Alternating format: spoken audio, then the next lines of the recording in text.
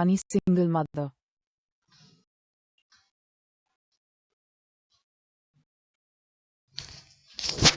इसे कथा अमृत ने प्रकाशित किया है।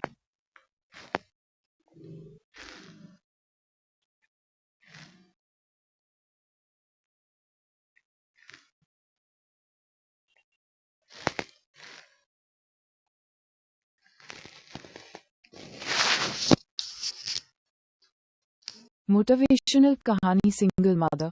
नीतू की उम्र भी केवल 10 साल थी। कानपुर के एक छोटे से मोहल्ले में वह एक पुराने हवेली जैसे मकान में अपनी मां दुलारी के साथ रहती थी।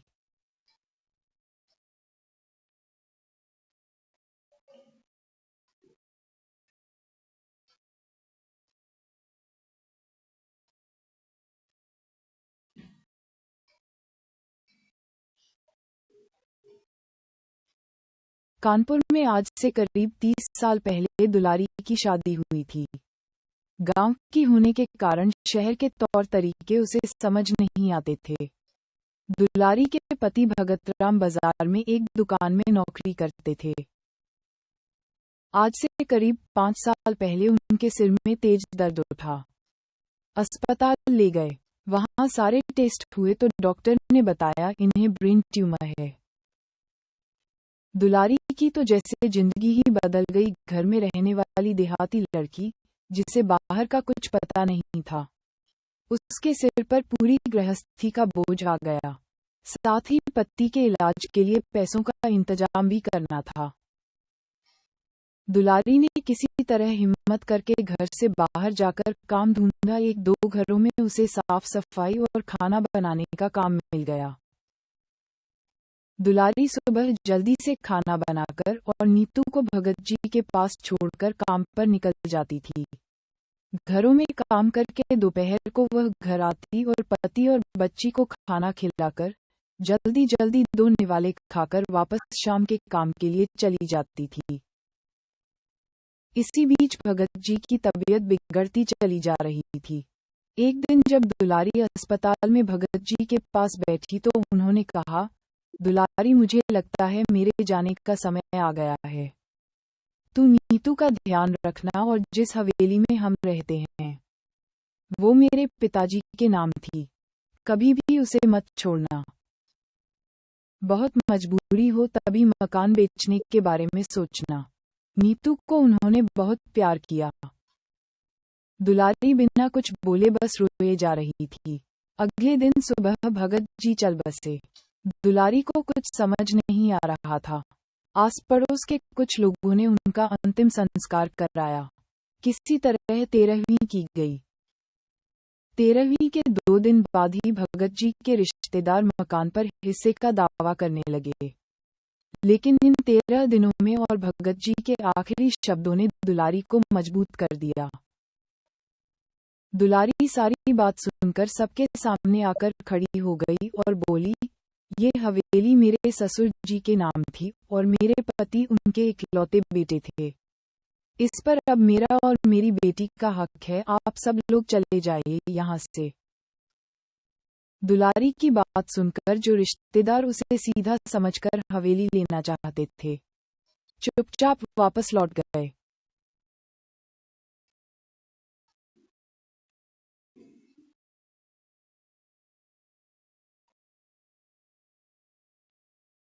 दुलारी सुबह ही नीतू को लेकर काम पर निकल जाती और शाम तक काम करे घर आती थी। वह सारी जिम्मेदारी संभाल रही थी। उसका एक ही मकसद रह गया था, नीतू को पढ़ा लिखा कर काबिल बनाना।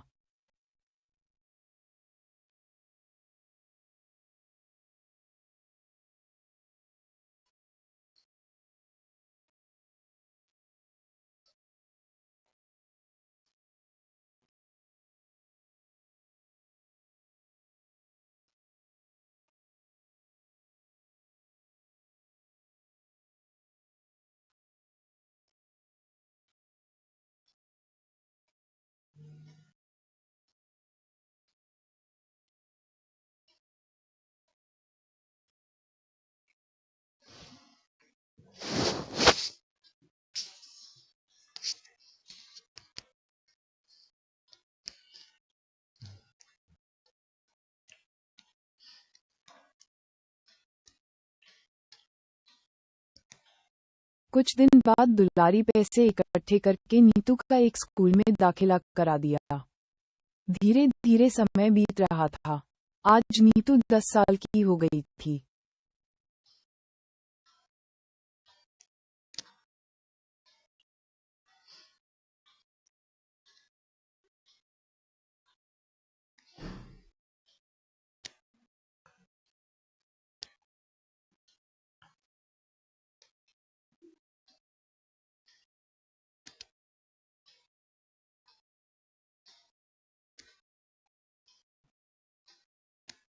एक दिन दुलारी जब शाम को घर आए तो नीतू ने उससे कहा, मम्मी आज एक आदमी आया था, ये खत दे गया है। दुलारी ने कहा, बेटा जरा इसे पढ़कर सुना, मुझे तो पढ़ना नहीं आता है। नीतू ने लिफाफा खोला और बोली, अरे माँ ये तो इंग्लिश में है। इतनी इंग्लिश तो मैं भी नहीं जानती हूँ।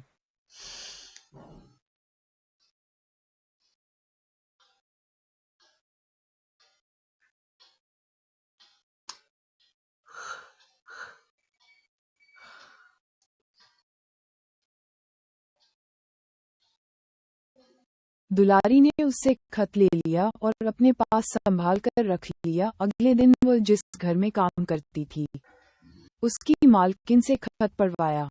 उन्होंने बताया कि तुम्हारी हवेली बहुत पुरानी है, सरकार वहां उसे एक स्मारक बनाना चाहती है। ये सुनकर दुलारी के होश उड़ गए। नहीं नहीं मालकिन, आप इसका जवाब लिख दो। हमें नहीं बेचना अपना घर, हम कहाँ जाएंगे।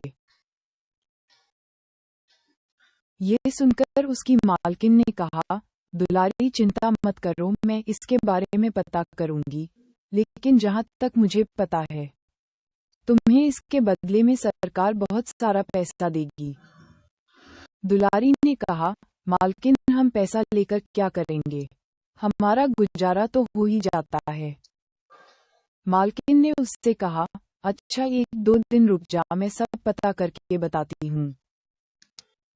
दुलारी काम खत्म करके घर आ गई। उससे आज बहुत चिंता हो रही थी। न जाने सरकार कब उसका घर छीन ले। वह कहाँ जाएगी, नीतू का क्या होगा।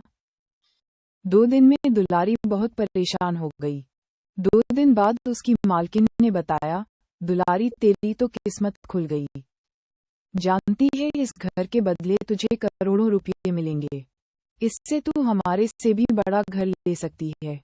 उसके बाद भी इतना पैसा बचेगा कि तुझे कभी काम करने की जरूरत नहीं पड़ेगी।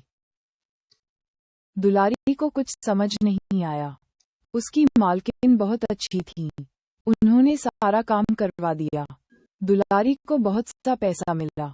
उसने अपनी मालकिन की मदद से एक घर भी ले लिया। बाकी पैसे उन्होंने बैंक में जमा करवा दिए, जिसका हर महीने ब्याज आता था।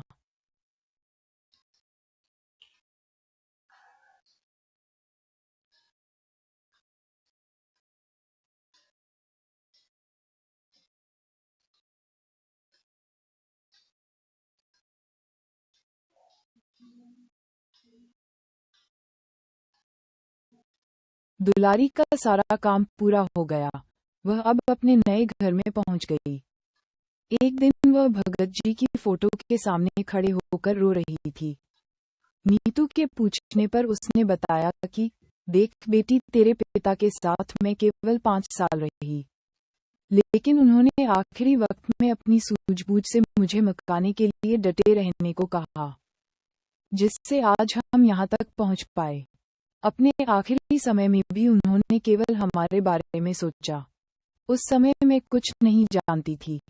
हमारी हवेली पर तो रिश्तेदार ही कब्जा कर लेते। ये सुनकर नीतू की आंखों से भी आंसू बहने लगे। वो बोली, काश आज पापा जिंदा होते तो कितने खुश होते। ये सुनकर दुलारी ने कहा, बेटी वो तो अपना काम कर गए, मैंने भी उनका कहना मानकर हवेली को बचा लिया।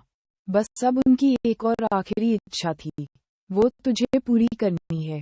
वे चाहते थे कि उनकी बेटी बहुत लायक बन जाए। नीतू ने कहा, माँ तुम चिंता मत करो, मैं एक दिन जरूर पापा का नाम रोशन करूंगी। दुलारी अब भी सभी घरों में काम करती थी। उसने नीतू का दाखिला एक बड़े स्कूल में करा दिया और अच्छी सी ट्यूशन भी लगवा दी थी।